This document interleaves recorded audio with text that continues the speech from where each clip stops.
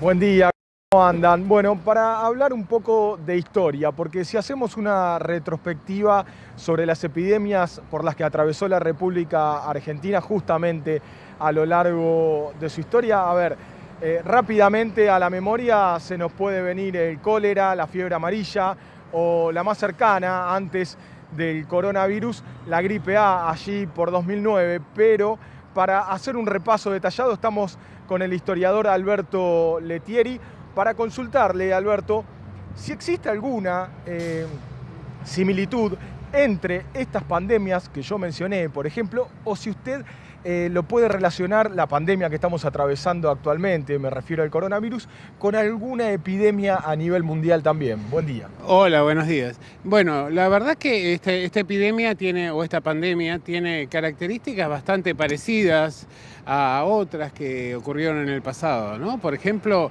tenemos el caso de la peste negra que de alguna manera puso fin a la etapa medieval en Europa y que habilitó el comercio y el cambio en las estructuras económicas y sociales europeas.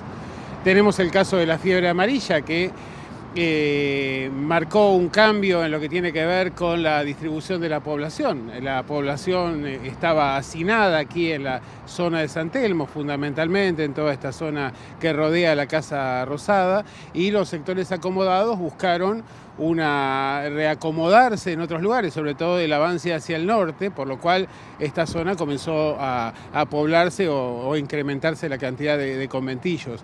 También tuvimos la epidemia de cólera, por ejemplo, en años anteriores la gripe A, pero me parece que lo interesante es ver las similitudes de todo esto, ¿no? Que todas ellas son pandemias o epidemias que surgen del hacinamiento, de la falta de control en lo que tiene que ver con el viaje, básicamente, es decir, el hecho de que casi todas ellas son importadas, que fundamentalmente se expanden a causa de la falta de hábitos de higiene o de las condiciones materiales, como para que la higiene se lleve adelante. Como decía Carrillo, ¿no? El mejor remedio siempre es la limpieza, es la higiene, y fundamentalmente en las condiciones en que vivía la población, tanto la población europea en el siglo XV como la población aquí en Buenos Aires en el siglo XIX, generaba esas condiciones apropiadas para que el virus se expandiera. También la epidemia de cólera es interesante que se da en el marco de la Guerra del Paraguay, de la Guerra de la Triple Alianza.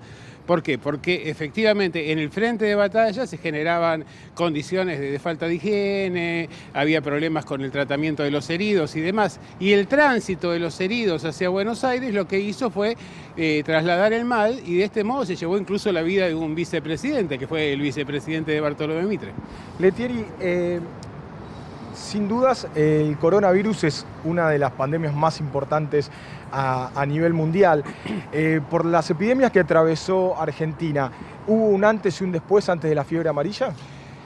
Evidentemente, porque en realidad, por un lado, implicó un cambio en la estructura edilicia y en el acomodamiento de la sociedad. Y por el otro lado, porque empieza a aparecer la preocupación de los médicos higienistas, que van a tener una importancia significativa desde fines del siglo XIX. Es decir, se empieza a tomar conciencia. Yo creo que este es un punto fundamental, que estas epidemias y estas pandemias sirven, por un lado, para hacer un balance de las condiciones, incluso para ver aspectos de la sociedad que están presentes, que tienen que ver con la discriminación, que tienen que ver con la pobreza, que tienen que ver con la exclusión, la falta de higiene, las condiciones precarias de vida, y luego fundamentalmente porque en realidad, a partir de los daños que generan, hay que reprogramar las características de la sociedad en el futuro. Por ejemplo, hablábamos antes, la epidemia, la peste negra en Europa, implicó no solo la toma de conciencia respecto de las condiciones de hacinamiento en que se vivía, sino también de alguna manera fue el estímulo para la expansión atlántica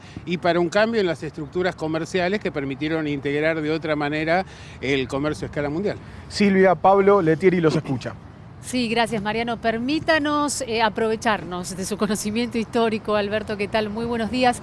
Lo vemos frente al Congreso Nacional. El mes de junio, según se anticipó, será fundamental para tratar un proyecto que ha generado muchos cuestionamientos aquí en la Argentina y que tiene que ver con el impuesto a las grandes fortunas. Consultarle, históricamente, ¿es este una iniciativa, es este un proyecto nuevo para nuestro país?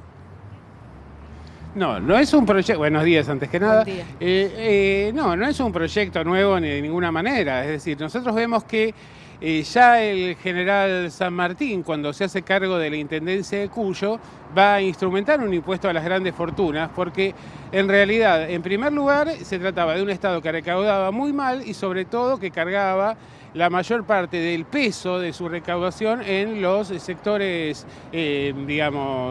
subalternos. Y además porque en realidad lo que plantea San Martín es la idea de la razón de Estado, es decir, el hecho de que frente a una situación crítica, aquellos que más tienen son los que deben de alguna manera hacer un esfuerzo o una participación mayor. Entonces, evidentemente, por ejemplo, en el relato de la historia oficial aparecen las donaciones de las damas mendocinas y demás. Esto no fue algo voluntario, tenía que ver con el hecho de que San Martín implementó estos impuestos a las grandes fortunas, planteando que se les devolverá en parte y en la medida de lo posible, porque en realidad primero estaba la patria y la supervivencia de la sociedad antes que los intereses particulares de cada uno. Alberto, le agradecemos por este revisionismo histórico que está compartiendo con nosotros y dejamos en el cierre a Mariano Introncaso. Marian. Sí, Silvia, bueno, consultarle a Alberto, aprovechando que está aquí sobre la vereda del Congreso, ¿algún dato desconocido? Para usted no, obviamente, pero algún dato particular de esta zona. Bueno, mira, aquí tenemos muchas leyendas sobre fantasmas. Aquí trabajó mucho tiempo Lona Mora en su obra, que luego finalmente terminaría en la provincia de Tucumán. Y si atrás mío, en una de esas ventanas, si pudiéramos ingresar, tendríamos una vitrina donde aparece un balazo, ¿no? Está todavía la marca de la bala.